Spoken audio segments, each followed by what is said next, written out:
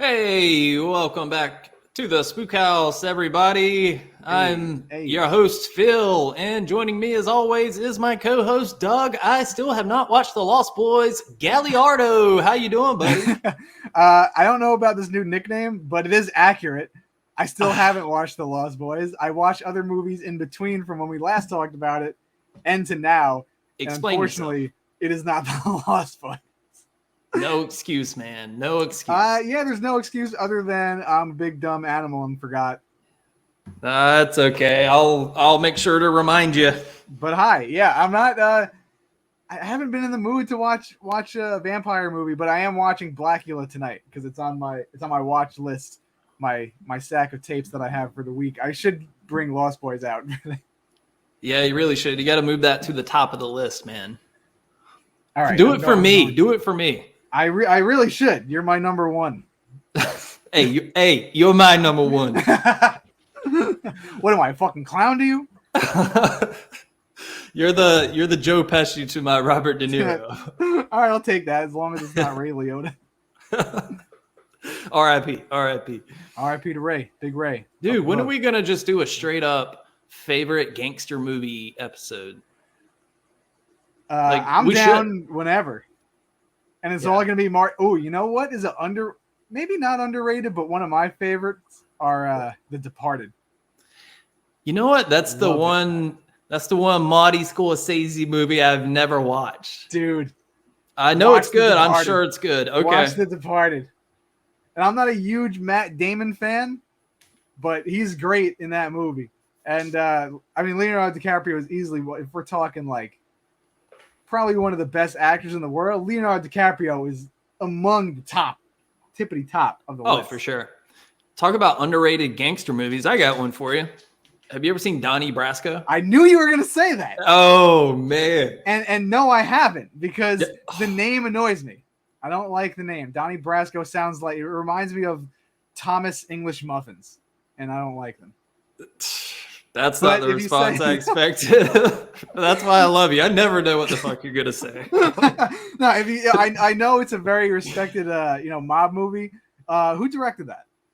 It wasn't Marty Scorsese. Nah, nobody does it like Marty. Nah, I don't know who directed it, but Johnny Depp, Al Pacino, come on. I'm not a big Johnny Depp fan. I think he's overrated. Well, this was prime Johnny Depp, but Al Pacino, it's great. Yeah, you can't deny the cast. I like some Johnny Depp movies. I'm aware he's a decent actor, I guess. But hot take. All right. Well, I'll have to check. We'll save all the gangster movie talk for another time. That seems to be all we do lately. I just text you Goodfella memes and just Ever since you told me that Goodfellas is one of your favorite movies, you just constantly text me as Joe Pesci. Hey, you motherfucker, you ready to record tonight? Or hey, you motherfucker. Hey, motherfucker. I'm eating some vegan chicken. You better be in front of your computer at 6 or you're dead. All right. I'm a made man. You can't deny this. Well, I'm gonna sit down with the bosses in Kansas City. And I'm gonna put a hit out on you if you don't watch The Lost Boys. I've been running my cigarettes to the right people. You can't. Be like, we got a little problem in Long Island. We need to take care of it. He won't watch The Lost Boys. How about you tell him he already owes me a lot of money, so there's no way that he can refuse. They're gonna find you hanging up in the back of a meat locker in the back of a truck, frozen like a popsicle, this guy's acting fresh over here. Holding a VHS copy of The Lost Boys. It's gonna be lodged in my fucking jugular vein, where it belongs if I don't watch it in the next couple of weeks. Oh man! Speaking of lodging stuff in jugular veins, we are gonna watch the Terrifier 2 trailer. Yeah, let's fucking go! Finally. Did you watch this yet? Do you want to be honest? Okay, you did watch it. All right. Hey man, I almost watched it. Then I was like, wait, what the fuck am I doing? We gotta record. I didn't know we were gonna record, and I have no self-control. I'm sorry. Oh, it's okay. Well, so Phil's gonna be watching this for the first time, and I will be. This will be my first looking time. at the trailer deeper with more detail. Man, I think this movie has been such a long time coming. What would you rate the first movie? Did you love the first movie? I mean, technically, is it an amazing movie? No, but it does have like a something about it that works in that sort of grindhousey 80s throwback kind of way. Yeah, like there's something to it that I like, even though maybe definitely story wise, it's a bit lacking. But I do love Terrifier. Yeah, I think it's a great throwback slasher movie, and like you said, it's not, the story isn't spectacular, but honestly, not a lot of 80s horror movies have spectacular stories going on. But this is it's a straightforward slasher. It's something that the horror genre is lacking today in an original, a new horror icon in Art the Clown. I think this movie kind of subverted expectations of what like a modern day slasher can be. It's because it's not really. I feel like it was unpredictable in it. It's original in its tropiness, I guess, because it really like how you were following this lead character who you think is going to be the main character, and she gets offed, which is kind of unpredictable. The kills were pretty gnarly. Art the Clown is awesome to watch. This is an all-around good movie. It's a fun time. Yeah. And good schlocky drive-in type of movie. Yeah, and I had David Howard Thornton on the podcast. Yes, you did. Almost it was 2 years ago. I want to say it was September, October of 2020. And I remember talking to him okay, well, when do you think this is going to come out? And he was like, well, the movie is shot, but after COVID, we got to go back and shoot a few more things. So hopefully by next fall. And then, another year went by and it was like, shit, when is this movie coming out? But I'm very happy for David Howard Thornton because he's one of the nicest guys ever. If you haven't listened to the episode, it's back there in the catalog. But yeah, that was a good episode. Yeah, I enjoyed talking with him, man. We're both Southern boys. He grew up in Alabama, so we talked about just living in the South. Yeah, in towns. Now he lives near me. I think he lives in New York.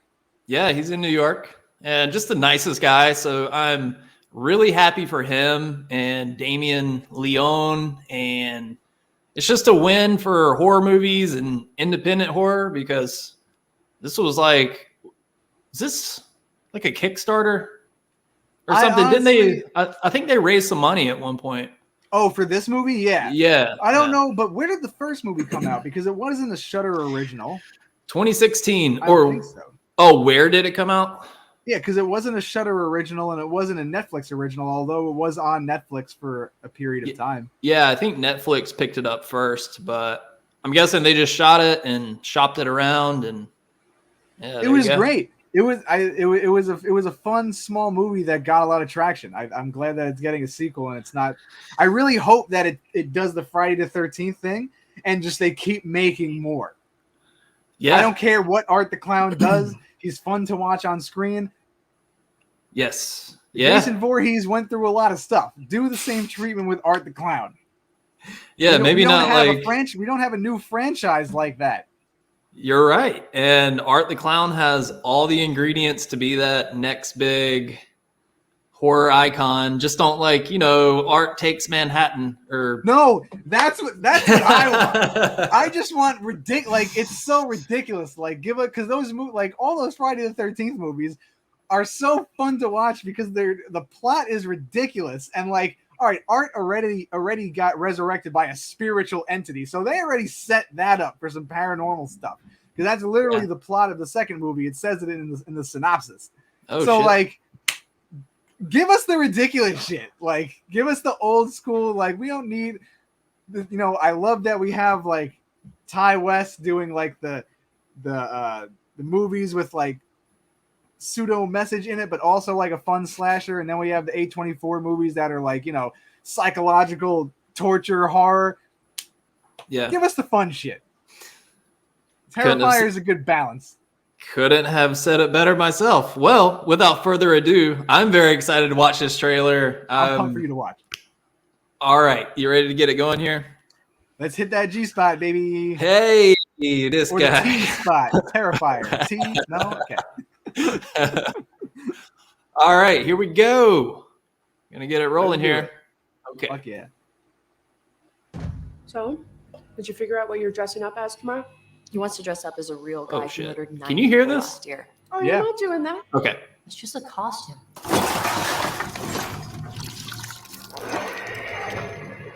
You think that guy's still out there? What's up with you and this clown all of a sudden? You're like obsessed. They never found his body. What if he decides to come back here? I wouldn't worry about it. Wait a minute, aren't you that guy from the costume shop? Sir, what are you doing? It wasn't me. He was covered in blood on his shirt and his hands when he got here. I'm telling you, it was him, Ellie. Right down to the little black dot on the tip of his nose. You're really weird, you know that? I believe him. Oh, what? Something really bad's gonna happen tonight. No, I know when Jonathan's lying, okay? I could hear it in his voice. I love it already, Doug. Something's wrong. Look, right now, that is just free time. Speaking of surprises, kids, we have a very special guest with us today, all the way from Miles County. Please welcome Art the Clown.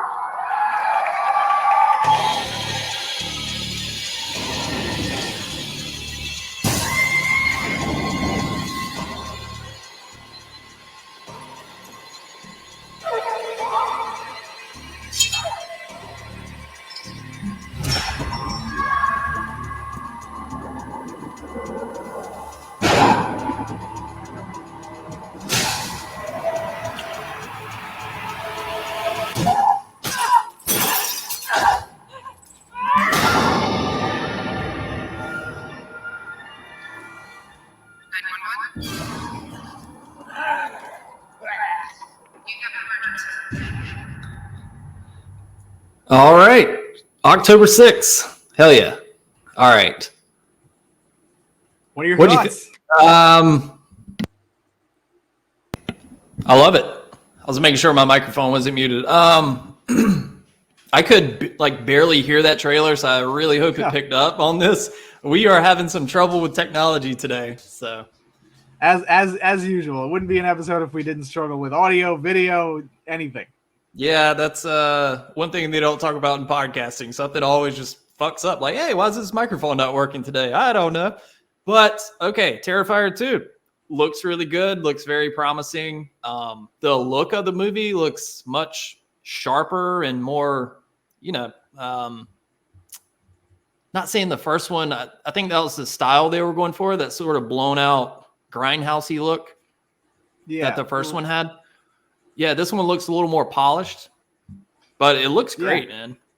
Yeah, I'm curious to know what because the first one works so well in that contained setting, and you really saw Art in his element, where it looked like he had that whole dungeon alleyway set up. That was his workshop type of deal over there. So it'll be fun to see him out of his element in this school dance or wherever he is. I don't really know what that looks like or what it was, but it looks like a Halloween party or a Halloween dance of some sort. If they said in the trailer, that I forgot already, but yeah, I'm curious. It seems like there's gonna also be a meta aspect to it, because they're saying Art the Clown in the movie. It's they know who this is, so obviously. So now he's this kind of mythical figure in a way. Yeah, how people know, in the town, people know in Haddonfield, they know Michael Myers, or Haddonfield, sorry. And then Jason Voorhees is a known thing in the world. So seems like they're going that route. They have newspapers and stuff. So maybe there'll be an old man outside of the school don't go in there, you're gonna get killed. Yeah. But that's a good thing. They're kind of broadening the scope a bit. And because the first one was very much contained to this one warehouse, and they worked with what they had. You could tell it was very low budget, so they couldn't really go to a school with a bunch of people and pay all those actors and shit. So yeah, and it worked, and I'm glad they got a bigger budget this time. And I feel like what makes a movie really good is that you can't tell, even if it's like a bigger scope movie, like you said, you can't tell like what the budget was or anything, because I feel like when directors they get carte blanche or whatever, and they get to do whatever they want, sometimes it really doesn't. Sometimes they need to be reined in, and it's nice when sometimes bigger set pieces don't mean the movie's going to be better. It's just bigger doesn't always necessarily mean better. Right. Looking at you, Marvel. So you don't want to see like hey, Marvel movies are deep rooted in the story, Phil. You don't know this because you don't watch it. All right, I'll take your word for it. So you don't want to see Art the Clown like riding a dragon and fighting Doctor I don't know. Dr. Octavius, Doctor Strange, pick which doctor. There you go. One of those Dr. guys. Banner. Yeah, there you go. Fighting one of those guys. Yeah, I mean, that'd be sick if Art the Clown crosses over into the Marvel universe. Oh man, can you imagine? They need a killer clown. It's the one thing they're missing. Yeah, well, Terrifier 2. I am very excited. What did they say? October 6th? October 6th, yeah. Dude, October is gonna be popping. You got 3 movies to look forward to, and which ones? Terrifier 2, Halloween Ends. Oh, Hellraiser 2. Speaking of, we were gonna watch that trailer, but I was under the impression it was like, hey, a trailer, not 16 seconds and a logo. So was there anything else to it? Like, you can just tell me. No, there wasn't even That's like it? a look of Pinhead, and it's going to be like the female Pinhead from like the book, which is kind of like a cool aspect, but I don't know how to feel about just rebooting or remaking Hellraiser as a whole, because the first one is so good, so classic. Yeah, but when you think about it, if there is one series that could benefit from a remake of some sort, if they do it right, it's kind of Hellraiser, because man, it is, after the first 3, it's just not good. Oh, you didn't like Hellraiser, like AOL chat room, whatever, which one that was, like the cyber one? Yeah, and the one with not Doug Bradley. It was like this sort of found footage type of angle. I turned that shit off. I kept watching it because it was so funny. It was funny. I couldn't stand it. There's some movies that I can get through that are like painfully bad, but like I'll wait it out to see if anything is like worthwhile that I can point out that's good. Because I usually, even if it's a terrible movie, I want to find something that's like admirable about it. This had nothing. This sucked. This completely, there's no purpose for it. Yeah, there's no purpose for this movie. Dude, the Pinhead, the actor, the makeup looked, it was like, Mom, can we have Pinhead? We have Pinhead at home. Bill, I turned the movie off before the movie even got to Pinhead. I couldn't wait. Yeah. This is not good. Yeah, it looked like it's like MS Paint Pinhead. Yeah.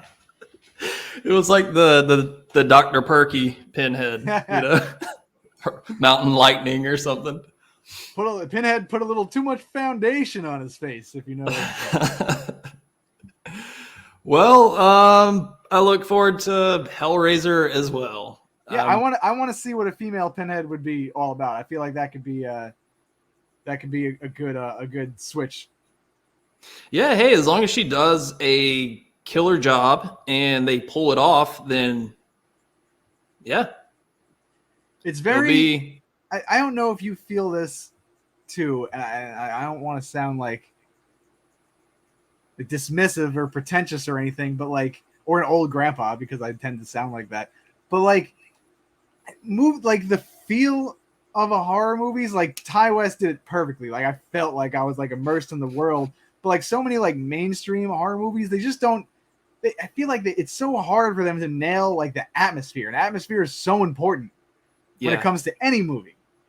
And there's been so many horror movies over the past, let's just say, decade that just like, I don't know, don't get it right. Some do. That's why I like Some do, yeah. The Witch. That's why I love It Follows. I know you weren't crazy about that movie, but No, I need to rewatch it. That's the one I need to rewatch. in terms of strictly atmosphere, it's the closest thing Oh. to the original Halloween I've seen. I'll give you that. I'll get the In a feel of the long movie. Yeah, I agree with you there. The feel of the movie, it was gritty. Also, the Babadook is really good. The atmosphere in that movie was like dreadful. And Halloween, Yeah. the first Halloween was dreadful. And there's not a lot of movies that do that now. Besides, like I said, The Witch, Hereditary, X was really good. Yeah. Insidious, I thought, did a great job at capturing not an Exorcist type of vibe, but they just did that. I feel like I might be alone in this, or not alone in this. I feel like people love Insidious, but it's like one of the best. Like 1 and 2, I'll put them together because you can't have one without the other. I feel like they're some of the best possession movies, like in at least top 10. Yeah, I thought they were just. So much. I thought they were just okay. I'm not a big fan of like possession, exorcism type movies, because step one, you got to believe all that shit is real for it to. It's like, oh, the devil's got her. It's like, does he? I don't know. I believe. Does the devil got her? It's like, okay, what's up? Look at it's in your fucking head, bitch. Get over it. Does the Spider-Man got a hold of her too? You want to exercise that out of him? Like, okay. Marvel's got a hold of her. Call a priest. Oh Kevin my God. Feige's got the claws in her. You didn't like The Conjuring? We've talked about what I think about James Wan. He's just middle of the road for me. Like Conjuring, Insidious, all that shit. It's just, I get it. It's okay. It's not. Didn't blow my socks off. I'll put it like that. The Conjuring is what is his. Besides, Saw, I think, is his best. Him and Lee Winnell did Saw, and I think that's their best. Conjuring is a close second or close first, because the way that movie was shot, and yeah, it's he uses modern techniques and stuff like that, but like, wow, I couldn't go to sleep after I saw The Conjuring. That was one movie that affected me like really bad. Well, I'm also a pussy, so you know what movie kept me up at night that James Wan directed? Let's do it, baby. You need that second watch. Oh man, I just stayed up and I was like, how do so many people love this? And I texted you when I rewatched it again with my friend Steve, because he never saw it. He never seen it. And but he knew about the twist going in, so it was lucky bastard. With him. Yeah. And so he wasn't, but he liked it. He was like, "This score is fire." I'm like, "Yeah, it's like very reminiscent of Saw. It's very industrial," which I'm surprised why you don't like it, because it has the fucking Deftones vibe. Everything is. Oh man, we're just unloading the hate on this episode. But at least I gave Halloween 2018 another try. You didn't even watch *Malignant* a second time. Bitch, you said you fell asleep watching I know, it. because it's garbage. I couldn't stay up. Just, you're done. You're done, bud. All right, well. Keep on feathering it, brother. Shout out to Fed Smoker. All right, so I put up a little questionnaire on Instagram earlier, just saying, hey, if you got a question for me and Doug or whoever, send it in and we'll read it off. So are you ready to answer some questions, Doug? I'm ready. I didn't know. I saw you do it and I'm like, oh, this is going to be fun. But I don't know any of these questions going into it. So, well, after I found out the Hellraiser trailer was like only 16 seconds, I was like, maybe we should. What do we got? The episode a little more. What are we gonna say about that? Like, oh man, that font choice is sick. Like, whew. Yeah, it kind of has a very Cell type of vibe with all the red. Underrated movie, by the way, it's Cell. All right. First question here comes from John Hammer 82, all the way from Ireland. What's up, bud? He has been a listener of the podcast for a long time. He said,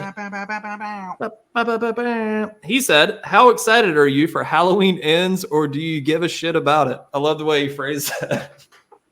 Well, that's a good way to talk about it because we have both ends of the spectrum here. Okay, look, you promised me you would keep an open mind Absolutely. going into the movie. Don't. I don't need your negative shit. Okay, don't No, try and kill my vibe, dude. I'm excited. I'm excited for this movie. You're excited to shit on it. You're not even gonna give it a shot. You're just gonna be like, "Oh, this movie's fucking trash. Fuck this movie." I will totally. It will not redeem Halloween Kills or the first Halloween. I hope they do it justice because it's the last one in this trilogy. I don't want it to suck. I want it to be good. I don't want to hate it. I don't go into movies wanting to hate it, but if it sucks, it sucks. I want to like it. I like Michael Myers. I love Halloween 1, 2, 3, 4, 5, 6. I love the originals. But this new trilogy just didn't do it for me. But I'm still excited about it because I love the theater experience. I love seeing movies in theaters. And even if I don't like it, I'm still going to have a good time in the theater. I know you're pumped about it. Yeah, I am very pumped. Like, for some reason, well, whenever there's a new Halloween movie coming out, the Halloween season it hits a little harder. You know, it's like it's in the back of my mind. I'm like, oh shit, here we go. Fall's coming. New Halloween movie. Let's fucking go. But yes, I'm very excited. I'm trying to adjust my expectations a bit. I'm not going into it thinking like, man, this is gonna fucking kick ass. I'm just gonna try to go into it and be like, okay, show me what you got here. I hope it's better than Halloween Kills, even though there are some things I like about that movie. It's got a shit ton of problems. Yeah, the fact that it's on film. Hey, God. All right, let's move on. Oh, okay, fine. Okay. I wasn't even gonna shit talk it. I feel like these questions are just catered to infuriate you. Well, it's good that they listen to the podcast then, because they know what buttons to press. All right, my friend Yasmin Lynn. Hey, I love Yaz from the Worst Horror Podcast. Hell yeah! Shout out to them because they are dope and Yaz is awesome. She is a hip lady, as Slater once said in Dazed and Confused. All right. Oh, not Slater from Saved by the Bell. Okay. Not quite. Who's Doug's favorite band and why is it Deftones? Well, I don't know who else can answer that question. Listen, just Chino really speaks to my soul, you know, like just the way he mutters and whispers under his breath and you can barely hear a word he says. It's just the dull droning guitar sounds really hit the back of my throat. It's just so good. Are you folks hearing this? Are you hearing this shit? This is what I got to put up with. That was a compliment. Sorry, it's not David Draymond prancing around on stage like a fucking dork. Yamana. Sorry, we could both admit that Disturbed and Deftones at one point they all wore chain wallets. Sure. But... Chino Moreno probably still wears one. Yeah, but he can pull it off, dude. He's Chino. Could he? Of course he can. He's you know what? You're just. I have no words, but whatever. I will take fucking chin piercings over Chino Moreno's fucking Guy Fieri hair. Hey, don't you disrespect Guy Fieri on this podcast, dude. I like Guy Fieri. Who doesn't? Yeah, I know. I met him at the Rage Against the Machine show. The lead singer of Smash Mouth and Chino have the same vibe. Dude, when I took that picture with him, I should have said, "Man, I love Smash Mouth." He would have been like, "He would have been like, hey, Steve Harwell's my brother." I think Guy Fieri. That you're in his presence. Oh, dude, I can. The flavor is still on me from that night. I just smelled. I don't know. Smell the spice. All right. Here's Johnny 79, all the way from Scotland, and I've been on his podcast. Here's Johnny Reviews. We talked about Dr. Sleep, and we both fucking hated it. And I had a blast tearing that movie apart. That's a great movie. Of course you like it. God. We really have differing opinions on so many things. I really want to get into this, but we didn't say his question. That's such a good movie. I don't know why you didn't like it. That movie, can suck my ass. How about that? You That didn't like movie's Rose the Hat? Rebecca Ferguson killed it. Are you That kidding me? That cringy. Well, hi there. Oh, She was so good. if I heard that one more fucking time, I was gonna like just throw my TV out the window. Well, now you're just being sexist. Well, hi there. No, I'm not. How is that sexist? Like her character sucked. Her character was awesome. She was all such right. a badass. And the little girl was such a badass. Abra, like, come on. And that scene where they bury Jacob Tremblay like alive, like that shit was gnarly. Okay, well, Johnny asked, what's... Okay. I'm kidding. All right, he says, what's your top 5 best/worst B movies? I can't give you 5. Best B movies? I mean, there's plenty. Worst? I could definitely name some. Yeah, I mean, there's like a lot of shitty sci-fi original type movies. The term B movie is kind of broad, though. Like, Yeah. is it just Everything like... we watch is a B movie. Yeah, kind of. I mean, I don't know. Like some Just of my... rattle off 5 that people like need to watch. Like that can't- should be like an essential viewing experience. I don't know. Toxic Avenger. There's this weird movie called Altered States. Have you ever seen that? I never seen it, but I have it on tape, and I've been meaning It's to cool. watch it. I heard it was really good. I forgot who the lead actor is in it. Yeah, I don't know his name either, but Robert Redford? No, I don't. It's not him. yeah, it has to do with like isolation tanks, like tanks you get in to kind of get to a deep meditative space. But this dude, like, he's taking psychedelics at the same time. He gets this shit from another country, and he trips so fucking hard in the isolation tank, he like reverts back into an ape and breaks out of the tank. It's crazy. It's trippy as fuck. But All right, that's pretty wild. I definitely Yeah. need to get on that. I do like some mixed sci-fi in there. yeah, Yeah, that's But like a well-known movie too. It's really good. It's like one of those like film. I feel like that movie could be like used in film studies from what I keep hearing about it. Yeah, it's got some very trippy visuals. I don't know if it qualifies as a B horror movie, but that's what popped into my mind. So there's my 2. I can't think of it anymore. I guess if we're going B movies, like Tourist Trap is a really good movie with a good story, and it's a good slasher movie, and it's fun. And fucking weird too. Super weird. Any score that has like a church choir is free. Alice, Sweet Alice, I think is really a good B movie because it has like, you know, ironic that a lot of major actors start off in like horror movies. Brooke Shields, that was like her first movie, and that's a really good movie. Really weird too. Really weird, really like gritty and up close and personal, like really disgusting. Sorority Babes in the Slime Bowl Bolorama is a fun one. It's a full movie feature. That sounds like a good B movie. Yeah, we're pretty talking much. like. Sorry, go ahead. Yeah. Oh no. Pretty much anything full moon features, I guess you could put in the B category. Yeah, they do. And speaking of full moon features, I will say a bad one that I wasn't a fan of. I don't know if you saw it. Nightmare Weekend. Never seen it. No. It's like sci-fi horror and it's full moon. It just like didn't do it for me. Like it was weird. It was weird in the bad way. Like I was just like, this is boring, and the cover looked so cool. That's why I watched it, and I was like, this isn't, you know, didn't strike my fancy. And I watched one last night that was just like, what the fuck? I don't even know if you call it a B movie. I guess so, but it's called The Slayer. You ever hear of this one? No.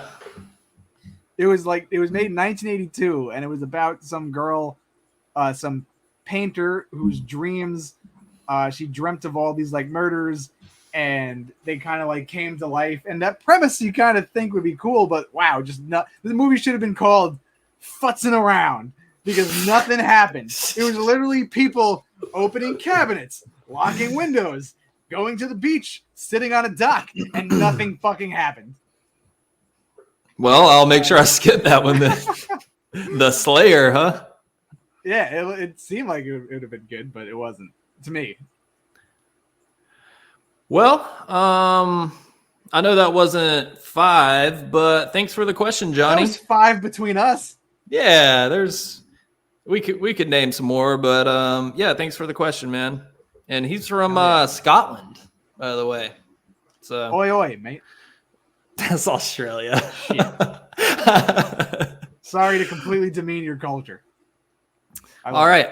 Oz the Great and Powerful asks, one low budget horror film you would remake with a bigger budget and bigger budget. That's a really good question. I'm just a poor old country boy. I can't read. He's a big dumb animal, isn't he, folks? Mommy, the rhino's getting too close to the car. He's just a widow guy. Favorite of all time. Oh shit. Oh look, prehistoric forest. Sorry. That's a really good question because a lot of that's what I think. What's missing in the mainstream? Like, don't remake good movies. Remake bad movies that have like a good concept and they just didn't have the budget. And to that question, Spookies is yours. I don't know, that one popped into my mind. Spookies, but that's what's great about that movie. It's just so low budget and the production was a mess, but and they can never recapture that with a big budget. So and yeah, you are correct. It's very hard. Like we were going with the atmosphere conversation before. The reason why those movies may be in the technical terms bad, but it works. And some of those movies are timeless because it's hard to capture that same essence of those bad, good movies. Trying to think which one I don't know. It's a good question. Maybe if you really, I feel like I wouldn't touch it because it's pretty perfect and it's a great movie, but it would be interesting to see what maybe like if Jordan Peele could remake They Live or something like that. Because he has that, all his movies are so ingrained in social commentary. I feel like he would do it justice, although it doesn't need a remake. But I feel like that would be interesting in today's culture. Maybe remake, like if you're doing John Carpenter. I didn't really care for Starman. Did you ever watch that? No, it's still on my list. I know I love Jeff Bridges. It was okay. It's a one and done watch, but maybe that's a concept you could take another swing at and do something with it. But yeah, I mean, it's not really in. People don't really talk about Starman in like the zeitgeist of movies. So yeah. And John Carpenter is an interesting filmmaker. So the concept, I know the concept. It seems pretty cool, very sci-fi-ish. And if you're gonna remake like, if you want to remake like a slasher movie, like they redid like Prom Night in 2008 and Night of the Demons and all that stuff, which bombed horribly. If you would remake like a slasher that didn't quite hit, like do like, I don't know, Edge of the Axe. Sure. I don't know. I like Edge of the Axe, but there could probably be some improvements with it. Yeah, or like Pieces or something. No one could remake that. All right. Fucking insane. All right. Next question comes from Wolf Dad. What's your? He's a great dude. Thanks for listening, dude. What's your favorite Stephen King adaptation, series, or movie? I'll go first. I got it. I got one lined up. This almost made my top 5, and Stephen King hates this adaptation of the movie, but The Shining. I love that movie. Or Stand By Me. Stand By Me is really fucking good. And that's actually Stephen King's favorite adaptation of any of his novels. I think Rob Reiner directed that one. He did. Yeah. Yeah, Rob Reiner's a great filmmaker, and for so many years, I don't know when you found out or if you don't know, because I didn't know. Over the a couple of years ago, I found out that he was like Meathead from All in the Family. I never saw that. Really? You never saw All in the Family? Nah. It's a great sitcom. to like Archie Bunker and the Jeffersons and stuff, but he played like the son. Did not know that. Yeah. Is that like from the 70s or something? Yeah, 70s sitcom. Definitely touched on social commentary back in the day. But yeah, I was gonna say the same thing. The Shining is, to me, is one of like, it's a perfect movie. I think it's fucking wonderful. You know what? I'll say this just because not a lot of people talk about this movie. Storm of the Century. That's a good movie. I love that movie. That's a good movie, man. Anytime it snows here, which is very rarely, I'm like, I'm gonna watch Storm of the Century. I'm gonna drink some coffee. I'm gonna get all cozy, and it's just got a, hate to keep saying this word, it's got that atmosphere, baby. Good atmosphere. It's got that atmosphere. And that was a TV movie, and I watched it one time, and I was like, "What is this?" I'm like, "This is so good." It's like, it's a better version of like Day After Tomorrow, and I enjoyed that one. Another one I liked, but this could also be redone. The Langoliers. Ooh, yeah, that could be updated. It was great up until those weird phantasm death ball things started like resurfacing. That is some what the fuck is going on? Windows 95 looking shit. Also, I love Thinner. Thinner, I always go back to. Thinner does have a special place in my heart. It's a North Carolina movie. They shot it in Southport, actually. Got the VHS right there. Great movie.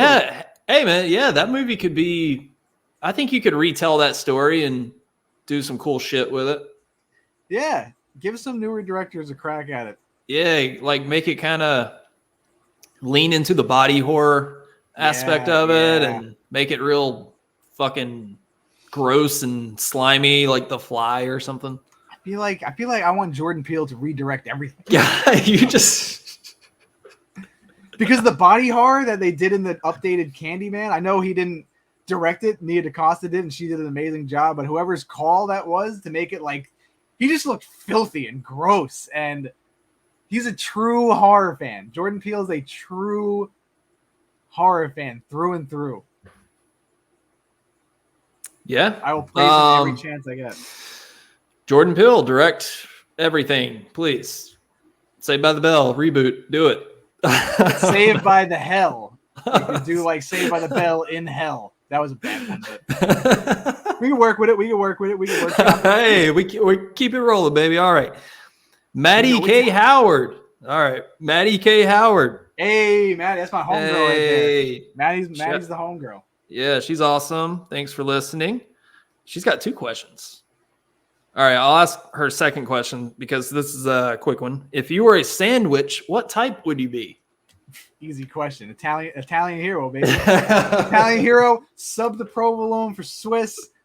Get the oil and vinegar in there. Give a sesame seed hoagie. We're spot on.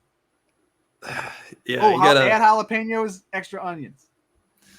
But it's got to be a mother sauce though. Give me the capicoli. Get a capicoli ham. If you bring store-bought sauce to my table, if my mother could see it, God rest his soul, she'd roll over in her grave. Don't you ever disrespect. Listen. My grandmother passed it down to my mother. My mother passed it down to me. There's a secret sauce in this fucking household, and you don't go breaking those rules. If you break those rules, your kneecaps are going to be replacing your eyeballs, and then your eyeballs are going to be scraped out of your head and thrown into the Hudson River. All right. Does that answer your question, Maddie? There you go. You didn't answer it. Oh, shit. If I were a sandwich, man, I don't know. Some sort of, well, I had a vegetarian chicken sandwich for lunch, so that's my boring answer. So what's your favorite sandwich? I'm not a big sandwich guy. I don't make a whole lot of sandwiches. Yeah, you eat healthy and all that stuff. You don't really do the processed meats. I eat some bullshit too. Don't get me wrong. Every time I ask you what you're eating, it's never some garbage. It's never even pasta. I actually do prefer gluten-free pasta. It just digests better. Gluten-free pasta is good. There's nothing wrong with that. Don't you ever bring it into this house, though. The Ronzoni or bust. I actually eat a Di Cecco. That's mine. My father will backhand me so fucking hard if I bring gluten-free pasta in here. What even is gluten? I don't have the answer for you. Oh, and her first question was, this is kind of a doozy. Top 5 worst horror movies. Off the top of my head, I'll go first. Malignant. You motherfucker. You motherfucker, you. How dare you bring that poor excuse for an opinion in my fucking house? A movie that truly just filled me with rage when I saw it was Rob Zombie's Halloween. Fair point. I have no words. The first time I saw that, I was just shocked. I was like, what the fuck? So I got to put that in there. I know a lot of people love it, but that's just... If I want to rewatch, it wasn't a bit. I'll take that over Halloween 2018 easily. You watch your fucking mouth, okay? Don't you? Dude, so much you better. are... So much more care and love in Rob Zombie's version of Halloween than this my God. pathetic excuse for a cash grab. All right, you need to stop. All right. What's your other pick? I physically can't. Yeah. The Lodge. Worst movie I've ever seen in my entire life. Worst. Yeah, Worst. I hate that fucking movie. We both kind of share similar feelings on that. I don't think I hate it as much as you, but yeah, the last... When that movie ended, I had to take a minute to like regain consciousness, my thoughts, and all around like air in the room because I didn't know what the fuck I just watched. It was bad. It was bad. The script was terrible. Nothing was explained. There was no point to anything. Wow, just bad. All right, that's fair. God, I really don't have... Those are the only 2 that I have like just lined up at all times. Like, man. I can name you like remake, like When a Stranger Calls. That remake was horrible. Literally no point for that remake. They took out all like the ambiguity of the reason why the first movie was great. And the great thing they did about the first movie, they followed the killer, and you got to see it from his perspective. And you're like, wow, this is a different movie. Remake didn't do that at all. Just straight up paint by numbers. Home invasion type of shit. Yeah, I mean, there's a lot of movies like that. Like, they're just pointless and boring. But do I hate them? No, because hate is a strong emotion. You got to really pick what you give your hate to. All right, good point. Good point. Malignant has my undivided hatred. Man, you didn't even rewatch it though. I don't want to lie to you and say I'll rewatch it, but I'll try to. If you watch, have to. Okay. All right. So those are my answers. I know that's not 5, but there you go. All right. I'm trying to think of another one that I absolutely like despise. All right. Well, I'll go to the next question. Maybe it'll come to you. All right. Anthony the Dreamer asks. Hey. Yeah, Anthony's cool. Shout out. Anthony's the best. He's a solid author too. Writes some good stuff. Hell yeah. Shout out to him. If you had the chance to write and direct the latest installment to any franchise, which would it be? I'll say this. Ooh. I'm not a writer. I am not a director. However, if they want to slide me the Halloween Inn script and be like, all right, Phil, here you go. Here's a highlighter. Here's a pen. Just, go over it. Give some thoughts. Some production notes. And I'll be like, okay, every character doesn't have to have a zinger before they do something. Like, this is for Dr. Loomis. Well, hello, Michael. I guess everyone's entitled to one good scare. Like, take all that out. Just don't need that. So if they want to slide me that script, I'll be happy to jot down some notes. And I feel like I could contribute in some positive way. However, like directing a movie, I'm probably not your guy. But what do you think, Doug? What you got? I would love to direct a movie. I'm not when I watch things that really like grip me, that's like really like incredible, like for example, Hereditary or something like Nope or Us. I'm like, wow. I'm so amazed at how anyone could even like weave meaningful like dialogue into a story that's so like potent like that. I'm like, wow, I could never fucking do that. But directing wise, I feel like I could do that better than writing wise. And if we're talking directing a franchise, I would love to do something like atmospheric, maybe like a Hellraiser. I would like to take a crack at Hellraiser. I was thinking Friday the 13th.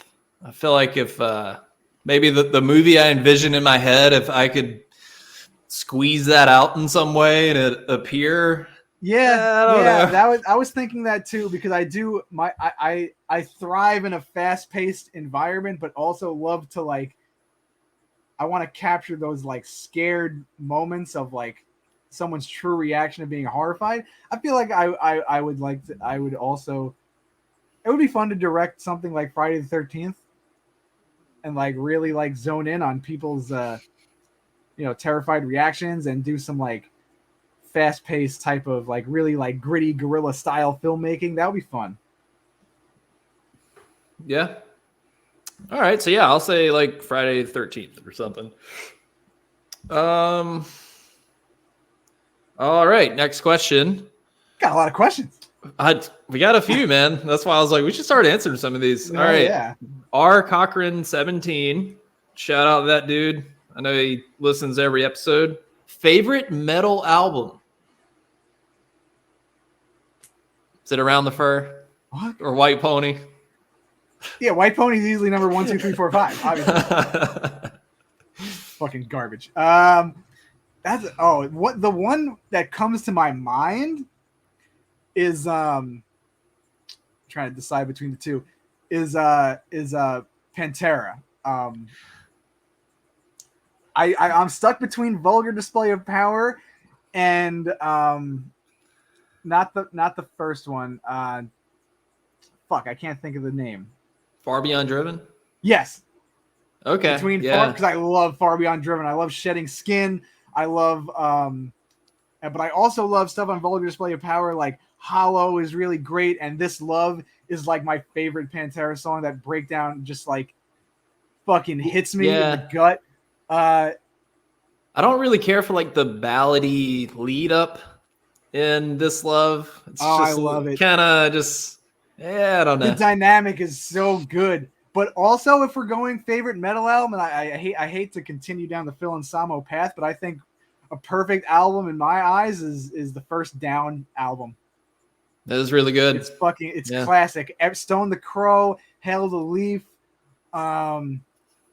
Underneath Everything. It's just like it's so good to me. Dude, about, let's see, it must have been like 6 or 7 years ago. I drove down to Wilmington one day just to kind of hang out and spend the day down there. And I was hanging out from across this music venue. I see this big tour bus parked in front of the venue. I'm like, shit, wonder who's playing tonight.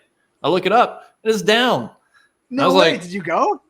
Hell yeah, I did. And I was Amazing. like right up close, just sweaty as shit. It was a great What year was this? This must have been like 2015, 16, somewhere in there. All right, so they had like the newer lineup.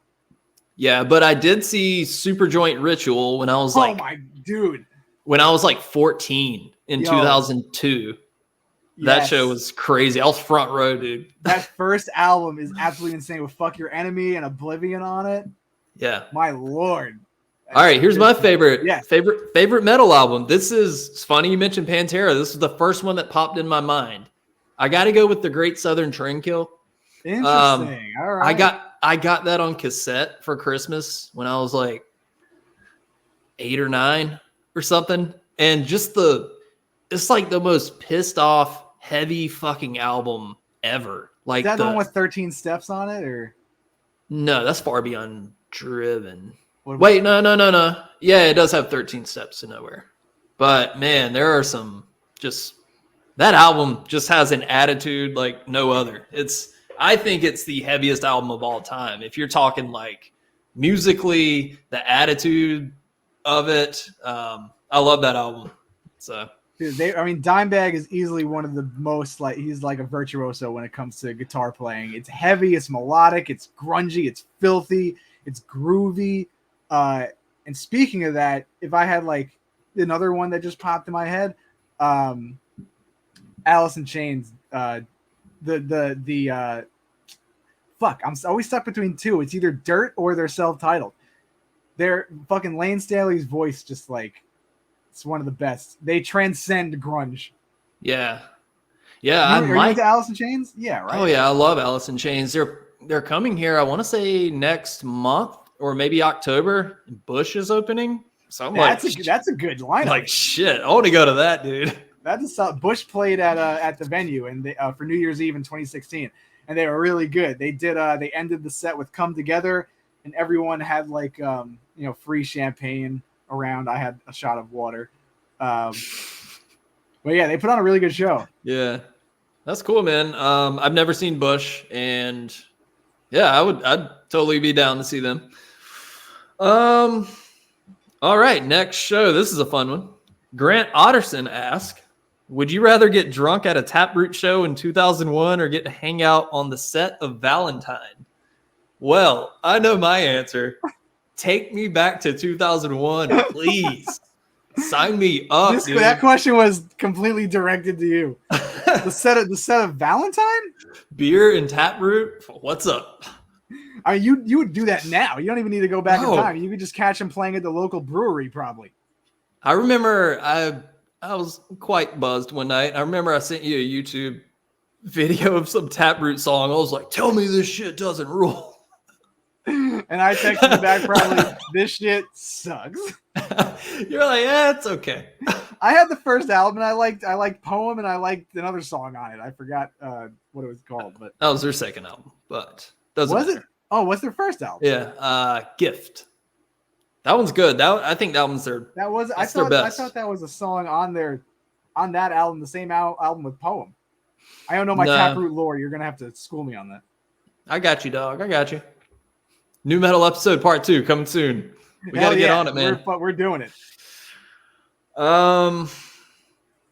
Okay, I'll save that one for the last. Oh, great. I already know that's going to be a good one. Spooky Film Guy asks, do you think Evil will actually die tonight this October? Boy, I sure hope so. And if they utter that phrase, I remember what I said earlier about like going back with a highlighter and just omit any evil shit. Like, just take that out, please. So I guess he's asking, will Michael Myers finally die? Maybe in this timeline, but I don't think this is the last Halloween movie you see. It's the last from Blumhouse. But yeah. Michael Myers is not dying. I hope Laurie Strode dies. I feel like Laurie Strode is going to eat it, and Michael Myers will continue to live on. How do you kill Michael Myers? There is no answer. It hasn't been done. Before Michael kills Laurie, he should lean in and say, "Suck on this," and pull out a pistol and shoot her in the chest.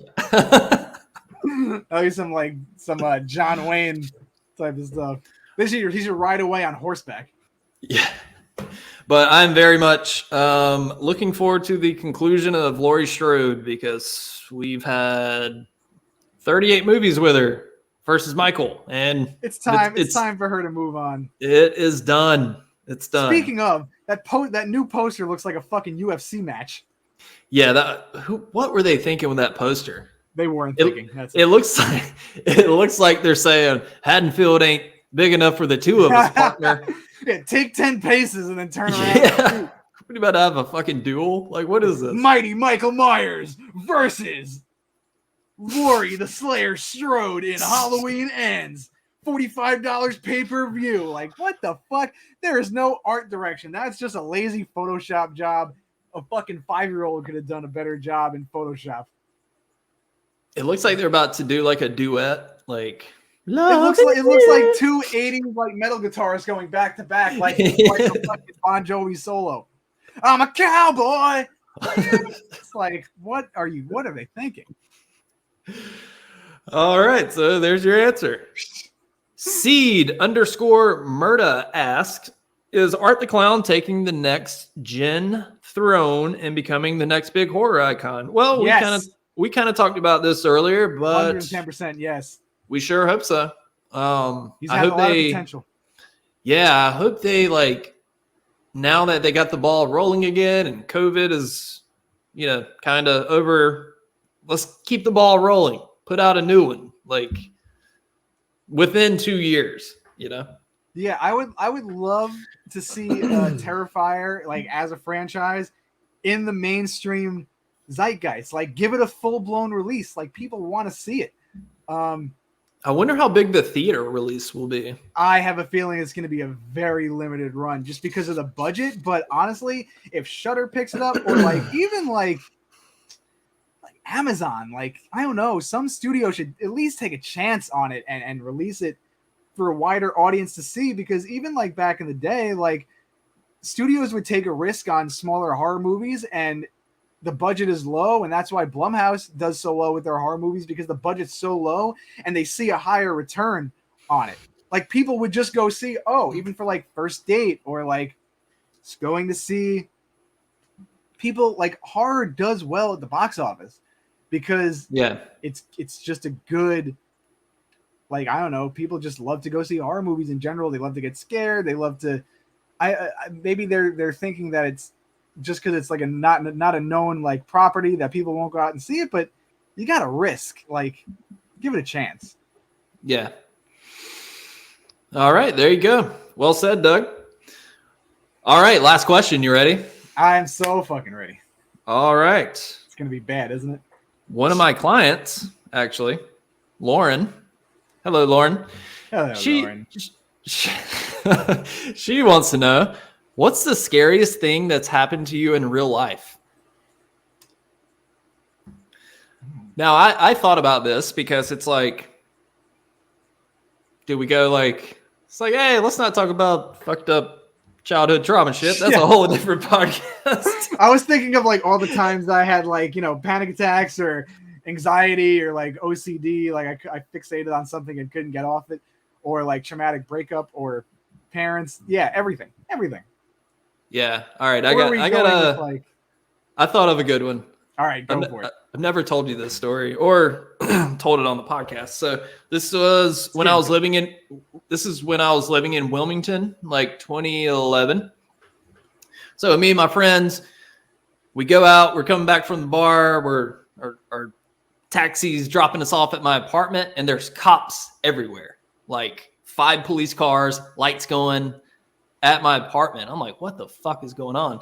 So I go in there, and my roommate is crying. This girl I was living with at the time, she was like, there was someone in my room. And apparently her and her boyfriend had come home. They go upstairs into her room. She opens her closet, and there's a guy standing with his back to her wearing a backpack. And her boyfriend was like, what the fuck is this? Is this like one of Phil's friends or something? But then this guy like turns around and tries to run. He like punches the guy and he drops the backpack. He runs downstairs, hops the fence, gets away. And in the backpack was full of like loose change because she had like a bucket of change in her room and all of her like underwear and bras. He had like stuffed the fuck. Yeah. Kind of fucking crazy. All right, so that's night one. So this is where I come in. All right, so the next day, I'm hanging out upstairs. Nobody's home. And I'm just watching a movie upstairs. And I hear like my back door kind of jiggling a bit. Like, you know how like the whole house sort of vibrate a little bit if somebody's like pulling on a door? So I hear that. So I like kind of tiptoe downstairs, walk towards the kitchen. I'm like, what the fuck is that? And then a window shatters. Like just like the living room window just shatters. Yeah. And I was like, I probably screamed. I was like, ah! But we all don't want to admit it, but if that happens, it is shocking. Bro, I was terrified. And my phone was upstairs. So I say, fuck this. I just run out the front door. And my neighbor's pulling in at the same time. So I'm just like, open your car. Somebody's breaking in my fucking apartment. I was like, let me in. And she lets me in her car and she like drives away and she calls the cops. And this guy just climbs through the broken window, cuts himself climbing in. So he leaves like a trail of blood going back.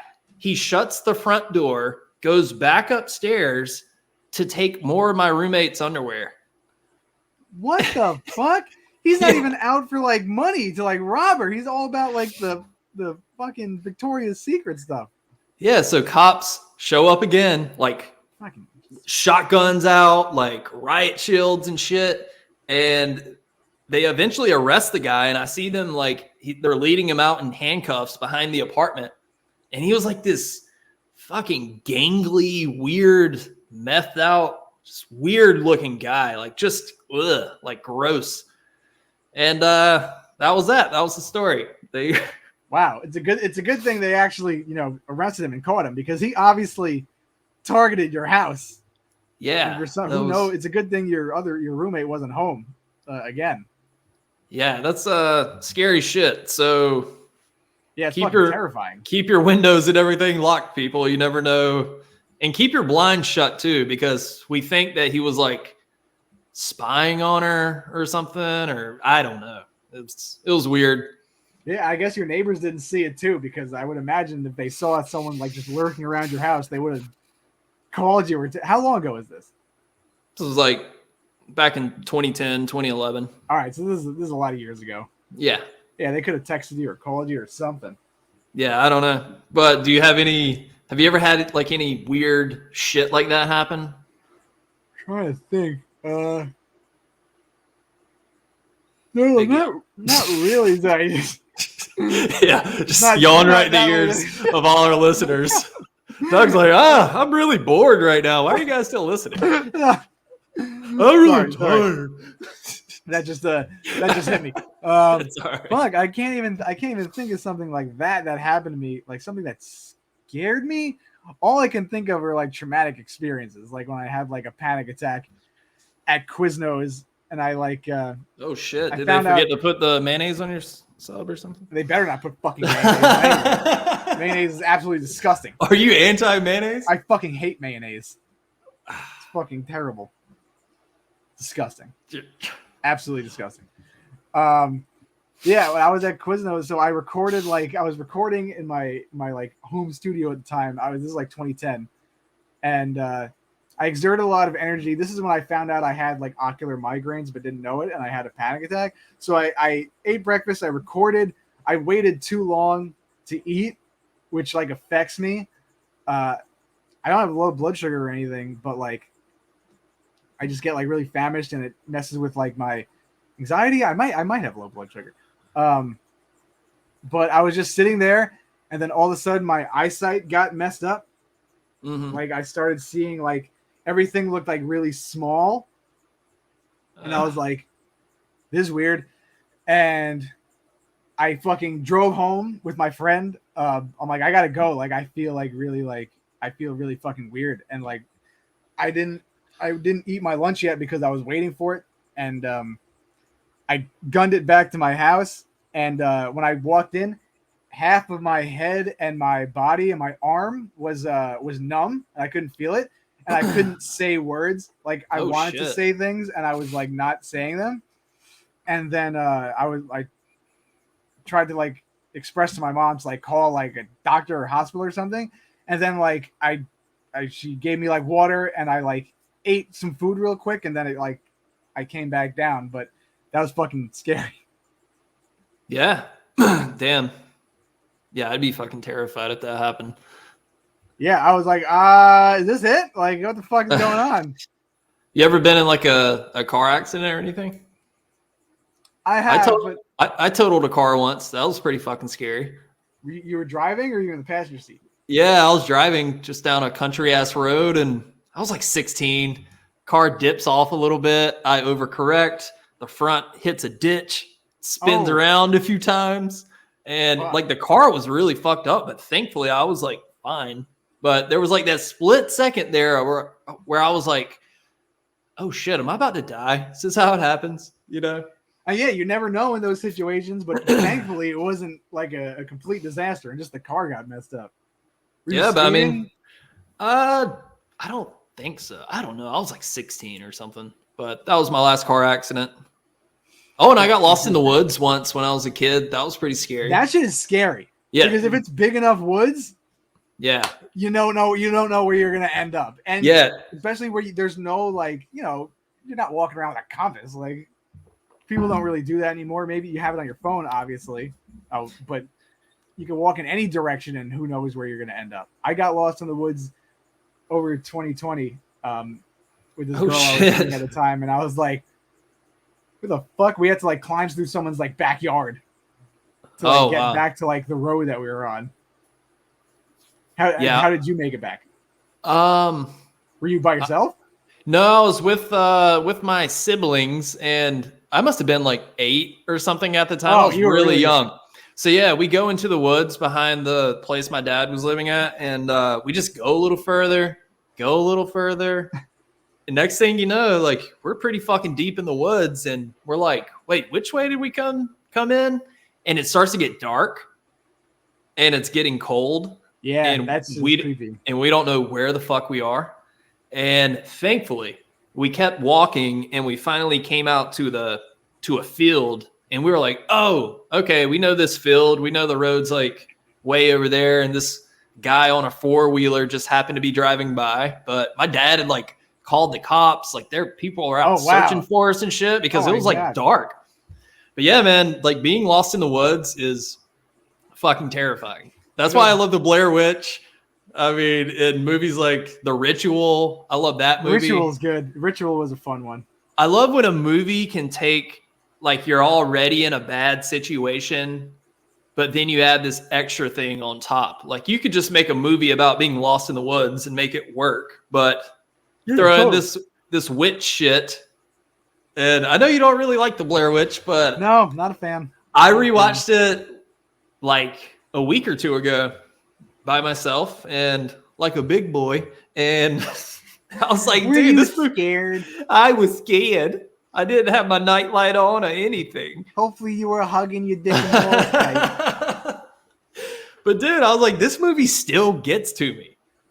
I think it taps into that primal thing of like just being lost in the woods. Like back in the day when we were cavemen, like if you can't find your way back to the fire to where your tribe is, you're fucked. And you've already had a traumatic experience when you were younger. So that has to like subconsciously mess with your brain. Yeah. Or a movie like The Descent, like being lost in this cave is terrifying enough, but halfway through the movie, boom, you got these vampire creature things that live underground. And I love when movies do that. Like it's all about adding extra layers. Exactly. And that's why I still love the Blair Witch. There you go. There's mine. Where do you rank The Descent? Are you a big fan of The Descent? I really do enjoy that movie. I mean, it wouldn't be like a top 10, but I give it like a solid 8 out of 10 or something. I don't know. I like that movie. Yeah, I was late on that. I watched it over the pandemic, actually. I watched it like in 2019, maybe before the pandemic. But I enjoyed it. I know people love that movie, and they love that director and what he did with it. I liked it. I didn't get really anything crazy out of it. Like I enjoyed watching it. I'd watch it again. I don't know. I just don't like cave movies, I think. Yeah. Skip the second one, whatever you do. Yeah, I wouldn't imagine watching There's a scene where they show one of the crawlers taking a shit. Like it walks over to this little ledge, it squats down, and it takes a shit. It's like, why did you need to show that? I honestly, from that statement, I feel inclined to watch it now. Yeah, I mean, it's not the worst movie I've ever seen, but it's... What about the Blair Witch 2? God, I haven't seen that in so long, but it's... Yeah, not that good. I think it does have a small cult following. Like, there are people that like it. And there's another one, too. Isn't there, like, another Blair Witch? Like, Revelations or something? Or yeah, there was, like, some remake that came out, and I've tried twice to watch it, and I make it till about 20 minutes, and I'm like, I'm going to watch something else. So, the Blair Witch is one of those movies you can't capture what they did. And plus, there's, like, I can acknowledge that it did so much for the found footage genre. It was a trailblazer in that respect. And there were not a lot of regulation on that film set, if you want to call it, because they just threw actors into the woods. You can't do that over. You can't recapture that. The magic they did. And plus the marketing for that movie pre-internet days was brilliant. Something. It did a lot for horror, but I wish I was a fan of it. Not a fan of the movie. I love how it was made and all that stuff. And that's it. Yeah. I think it just bringing it back to atmosphere. I think it does a good job of establishing a sense of isolation and paranoia, kind of like The Thing or something like that. Like Big Shoes. Yeah. Well, it goes for that same vibe. Like you're watching this movie and you're like, these people are fucked. They are fucked. They're paranoid. They're freaking out. And I think it captures that feeling very well. The witch stuff, that's just like that little extra layer, like it's okay, but I don't know.